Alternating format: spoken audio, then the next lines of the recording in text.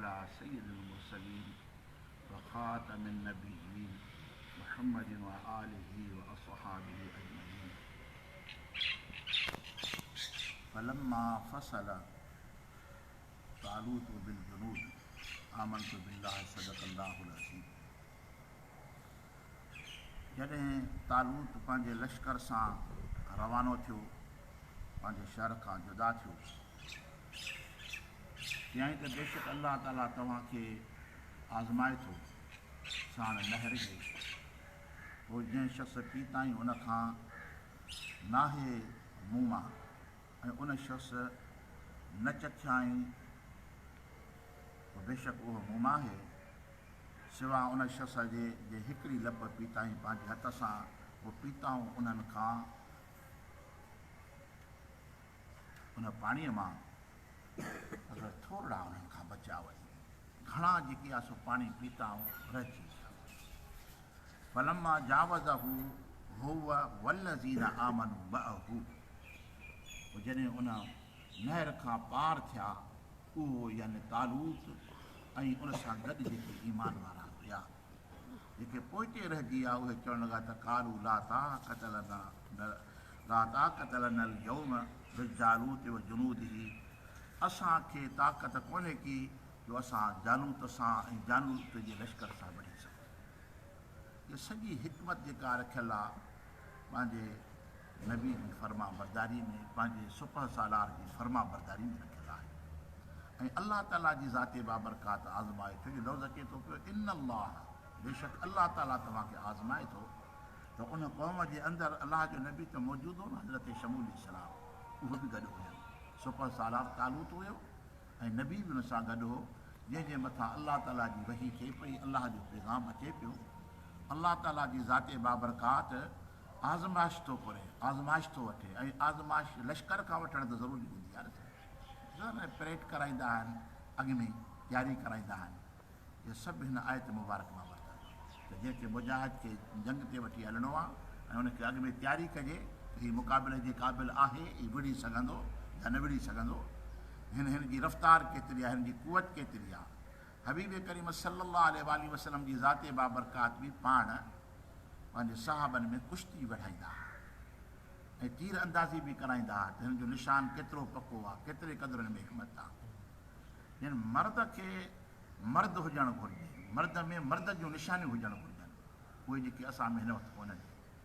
असां सिर्फ़ु कमाइण ऐं खाइण वारा वञी रहिया आहियूं, हिन वक़्तु असां में उहे शयूं आहिनि ई कोन। बल्कि हर फ़र्द जेको आहे उन में ज़रूरत बि हुजे, हौसलो बि हुजे, पर सभ खां वधि में वधि जेका ताक़त आहे उनजो नालो ईमान आहे।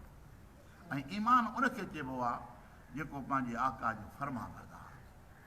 हाणे अल्लाह ताला जी ज़ाती बाबरकात इरशाद फरमायो त जेके जिन पाणी पीतो उनजा पेट वॾा थी विया, उनजा चप कारा थी विया। 70,000 जी तादाद में हुया जेके निकिता हुया हज़रत तालूत सां, त असां वञी जालूत सां मुक़ाबिलो कंदासीं, पर नाफ़रमानी जे करे उहे पोइते रहिजी विया, उन्हनि खे इहा सआदत नसीब न थी, जो सभु हिकमत उनजे फर्मा बरदारी में रखियलु आहे। अल्लाह ताला जी ज़ाते बाबरकात इरशाद फरमाईंदा क़ाल अल्लज़ीना यज़ुन्नून अन्नहुम मुलाक़ुल्लाहि कम मिन फ़ियतिन क़लीलतिन ग़लबत फ़ियतन कसीरतन बिइज़्निल्लाह वल्लाहु मअस साबिरीन।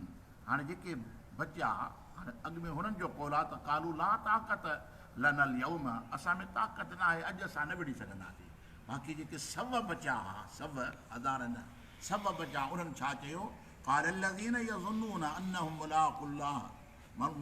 मुलाक़ुल्लाहि कम मिन फ़ियतिन क़लीलतिन ग़लबत फ़ियतन कसीरतन बिइज़्निल्लाह, जेके अल्लाह सां मुलाक़ात जो यकीन रखनि पिया त असां पंहिंजे रब सां मिलंदासीं।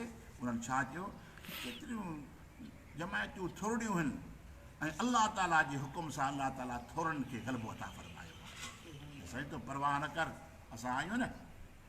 इहो छा, जेके सभ हुया उन्हनि में ज़रूरत हज़ार जेके हुया वेही रहिया। जॾहिं ईमान ईंदो आहे न त उन में हौसलो बि ईंदो आहे। हाणे इहो कौल कंहिंजो आहे, उन शख़्सनि जो आहे जेके जिन फर्मा बरदारी की, हिकिड़ी लप पाणी जी पीताऊं ऐं उन्हनि छा चयो त साईं परवाह न कर, मथां चए थोरा आहियूं न। इहो अलाह ईअं, अलाह जी ज़ाते बाबरकात ईअं फरमाईंदो आहे त केतिरियूं थोरियूं जमायतियूं हुजनि, अलाह ताला उनखे घणनि जे मथां ग़लबो नसीब फरमाईंदो आहे। बेइज़्निल्लाह वल्लाहु मअस-साबिरीन। ऐं अल्लाह ताला सब्र कंदड़ सां गॾु आहे। वलम्मा बरज़ू लिजालूत व जुनूदिही, ऐं जॾहिं ज़ाहिर थिया जालूत ऐं उनजे लश्कर जे लाइ, क़ालू रब्बना अफ़्रिग़ अलैना सब्रन व सब्बित अक़दामना वंसुरना अलल क़ौमिल काफ़िरीन। जॾहिं उनजो लश्कर जो साम्हूं ज़ाहिर थियो, जालूत जो वॾो लश्कर हो ऐं पाण बि वॾो ताक़तवर पहलवान हो, पाण अकेलो 1000 सां मुक़ाबिलो कंदो। जेॾो हुनजो बुत हो, जेतिरो हुनजो क़दु हुयो, उहो बि ज़ाहिर थियो। अॻियां हुनजा लश्करी बि ज़ाहिर थिया त हिननि अल्लाह जी बारगाह में दुआ घुरियूं, रब्बना अफ़्रिग़ अलैना सब्रन, असांजा पालणहार असांखे सब्र अता फरमा, सब्बित अक़दामना, ऐं असांजे क़दमनि खे मज़बूत फरमा, वंसुरना अलल क़ौमिल काफ़िरीन, ऐं असांखे काफ़िरनि जी क़ौम जे मथां मदद फरमा, सब्र बि अता फरमा, साबित क़दमी बि अता फरमा, ऐं काफ़िरनि जे मथां असांखे ग़लबो अता फरमा। जॾहिं रब जी बारगाह मां मदद वरिताऊं, अल्लाह ताला जी बारगाह में अर्ज़ु कयाऊं, ऐं उनजी दुआ ख़ुदा वटि क़बूल कई वई। ऐं हमेशह दुआ उन्हनि जी क़बूल थींदी आहे जेके अल्लाह जा फर्मा बरदार हूंदा आहिनि। उहो ख़ुदा जे हुकुम जे मथां हुननि अमल कयो। हाणे जो रब जी बारगाह में दुआ घुरनि था त अल्लाह हुनजी दुआ क़बूल फरमाए। हज़मुहुम बिइज़्निल्लाह, अहिड़ो हमिलो कयूं जो हुननि में भाॼ पइजी वई, जालूत जे लश्कर में भाॼ पइजी वई, ऐं हुनजा पेर उखड़ी विया। उहे 1000 हुया, इहे 100 हुया, सभनि हुननि खे भॼाए मैदान मां ख़ाली करे छॾियो। पोइ जॾहिं जालूत ॾिठो मुंहिंजा लश्कर जा त पेर उखड़ी विया, हाणे छा कयां? पाण अकेलो त वॾो बहादुर हो, बादशाह बि हो उन्हनि जो, ऐं पाण टपो ॾेई मैदान में लथो ऐं हकल कई त पोइ भॼण वारो मोटो, हाणे मां थो मुक़ाबिलो तव्हांखे करे ॾेखारियां। हीअ त वरी हिकिड़ी नई ताक़त साम्हूं अची वई। हाणे जॾहिं उहो साम्हूं जो आयो त हज़रत तालूत ऐलान कयो त जेको इन शख़्स खे क़तलु कंदो उनखे मां पंहिंजी धीउ जो सॾु ॾींदुसि। बादशाह त हुयो न, पाण बनी इसराइल जो बादशाह थी वियो, ऐं उनखे अधु हुकूमत बि ॾींदोमांसि, अधु हुकूमत बि ॾींदोमांसि। त हुस्न इतफ़ाक़ कहिड़ो हो हिन में? हुस्न इतफ़ाक़ हिन में हीउ हुयो जो तालूत जे लश्कर जे अंदरि हज़रत दाऊद अलैहिस्सलाम हिन पहिरों लश्कर सां गॾु घरों कोन हलियो हो, रस्ते ते बीठो हो। हिकिड़नि लिखियो आहे त ॿकरियूं पियो चारे, टिडियूं पियो चारे बीठो, ईअं न। हिकिड़नि लिखियो आहे त न जूअर जे मथां बीठो, खांबाड़ी हथ में खणी जार पियो करे बीठो। जॾहिं हिन तालूत जे लश्कर खे जालूत सां लड़ण जे वास्ते नीदे ॾिठाई, पोइ काॾे था वञो? जालूत सां मुक़ाबिलो आहे, जे असां बनी इसराइल जे मथां वॾी सितम कयो आहे, ज़ुल्म कयो आहे, असां हाणे हुन सां ज़ालिम सां मुक़ाबले ते वञूं था। त उहो हज़रत दाऊद अलैहिस्सलाम जो खांबाणी खणी गॾिजी पियो। हज़रत दाऊद अलैहिस्सलाम जो क़द मुबारक पूरो सातिरो हो, ऐं मुफ़स्सिर इकराम लिखनि त बुख़ार बि हो साईं खे, कहिड़ो ज़र्द लॻो पियो हो, चवनि सभु वञनि था त मां हिते छा कयां? किन लिखियो आहे त हज़रत दाऊद अलैहिस्सलाम जो पीउ हुन लश्कर में, साईं जे पीउ जो नालो आयशा, उहो उन में गॾु हुयो। जॾहिं अबे खे जो ॾिठई त बाबू वञे थो, मां बि वञा। हाणे उन मैदान में जॾहिं इहा सूरत अची वई जो हो भॼी विया, ऐं जालूत हाणे सॼे लश्कर जी कमान खयो बीठो आहे। तालूत ॾिठो त इहो जेसि न किरंदो तेसि असांखे कामयाबी मिलंदी कोन। ऐं उन जॻह ते हिन ऐलान कयो त आहे को जवान जेको इनखे ड्राहे ॾेखारे, उनखे मां अधु बादशाही बि ॾींदोमांसि, पंहिंजी नियाणी जो सन बि ॾींदोमांसि। ऐं इहो मुक़दर कंहिंजो हज़रत दाऊद अलैहिस्सलाम। हाणे हुननि में बि इहा हिमत न रही, हेॾो लड़िया। हाणे हिन आफ़त साम्हूं कई हले, ऐं अलाह जे अमर सां हज़रत दाऊद अलैहिस्सलाम छा कयो, हिकिड़ो पथर खणी पंहिंजी खांबेड़नि में विझी ऐं खणी फेरायाईं, फेराए हीअं जो उछलाईं त पथर त न हो, गोलो हुयो जो जालूत खे हीअं पेशानी में लॻो ऐं क्याड़ी मां निकिरी वियुसि ॿाहिरि। जेॾो जो हेॾो फहको करे वञी पट ते किरी पई। जीअं उहो जालूत किरियो, सभिनि जा पेर उखड़ी विया। अलाह ताला जी ज़ाते बाबरकात हुनखे कामयाबी अता फरमाई। अलाह ताला जी ज़ाते बाबरकात क़ुरान पाक में इरशाद थो फरमाए त क़तल दाऊद जालूत, हज़रत दाऊद अलैहिस्सलाम जालूत खे क़त्ल कया। वाह वाह थी वई। आताहुल्लाहुल मुल्क वल हिकमत व अल्लमहु मिम्मा यशाउ। अल्लाह ताला जी ज़ाते बाबरकात अताहुल्लाह, उनखे अल्लाह जी ज़ाते बाबरकात बादशाही बि अता फरमाई, हिकमत बि अता फरमाई, ऐं उहो इल्मु अता फरमायाई मिम्मा यशाउ, जेको अल्लाह पाण घुरे पियो, अल्लाह उनखे उहो इल्मु बि अता फरमाई। अॻिते फरमाए त वलौला दफ़उल्लाह हिन्नास बादहुम बिबादिन लफसदतिल अर्द जेकॾहिं अल्लाह ताला जी ज़ाते बाबरकात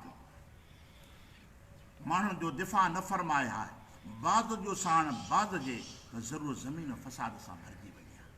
इस मुल्क में ज़ालिम पैदा थियनि था, मसइले बि अल्लाह पैदा फरमाए थो, यानी बाज़ जो बाज़ सां दिफ़ा फरमाए थो। जेकॾहिं रुॻो ज़ालिमनि जे हवाले मुल्क हुजे, ज़मीन हुजे, त सॼी दुनिया सां फ़साद सां भरिजी वञे हा। पर अल्लाह ताला जी ज़ाते बाबरकात अहिड़ा पैदा फरमाए थो जेके मुल्क खे अमन जे रस्ते ते आणनि था पिया। इहो इन में का हिकमत ॾिसो था न, ॼण हारी जॾहिं फ़सुलु काईंदो आहे न, रोणक आहे त उनजे अंदरि वरी गाह पटंदो आहे। हाणे इन गाह खे जेकॾहिं हारी न पटे त वण थींदा, जॾहिं उनखे पटींदो तॾहिं त वणनि में ताक़त पैदा थींदी न, उन गंद खे हटाईंदो न। त हीअ जिहाद जी माना आहे गंद खे हटाइण। ऐं अल्लाह ताला जी ज़ाते बाबरकात अहिड़ा मुसइला पैदा फरमाए थो ज़मीन में जेके वरी उन फ़सादनि जी पहाड़ उकेड़े पिटी कनि था, बाक़ी इंसानियत खे जीअण जो हक़ मिली थो वञे। डॉक्टर हूंदो आहे, ॾिसंदो आहे त हिन जो ऑपरेशन ज़रूरी आहे, ऐं हीअ शइ हिन जे पेट में पई आहे, जेकॾहिं इहा इन मां न निकिरंदी त ज़िंदा थी न रहंदो, हीअ हलाक थी वेंदो।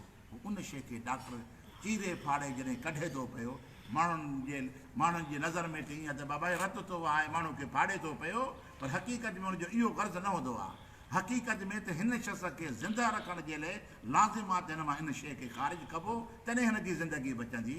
त अल्लाह ताला जी ज़ाते बाबरकात जिहाद में हिकमतूं फरमायूं आहिनि त इंसान अमुन जी ज़िंदगी तॾहिं गुज़ारींदो जॾहिं उनजे अंदरि फ़सादी आहिनि, ऐं जेके माण्हुनि खे जीअण ई नथा ॾियनि, जेसीं उन्हनि जो ख़ात्मो न ईंदो एसिताईं उहे माण्हू जी कोन सघंदा।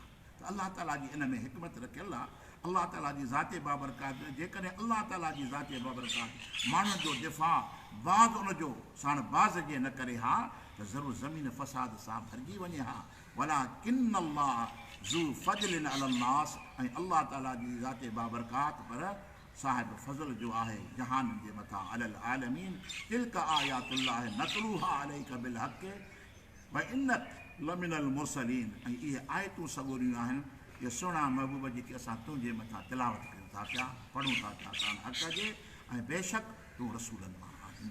अल्लाह ताला जी ज़ाते बाबरकात हिन किसे जे अंदरि कई हिकमतूं बयानु फरमायूं, असांजे लाइ हिदायत आहे, असांजे लाइ रहनुमाई आहे। त तालूत जी क़ौम जॾहिं तालूत जी फरमा बरदारी कयूं, कामयाबु थी आहे, ऐं असांजी निजात जेका अल्लाह जे महबूब जी ग़ुलामी में रखियलु आहे। असां कामयाबु थींदासीं जेकॾहिं पंहिंजे महबूब जे हर अमुर जे मथां अमल कंदासीं त ख़ुदा ताला असांखे दीन दुनिया जूं भलायूं ऐं इज़तूं अता फरमाईंदो। दुआ आहे त अल्लाह ताला असांखे अमल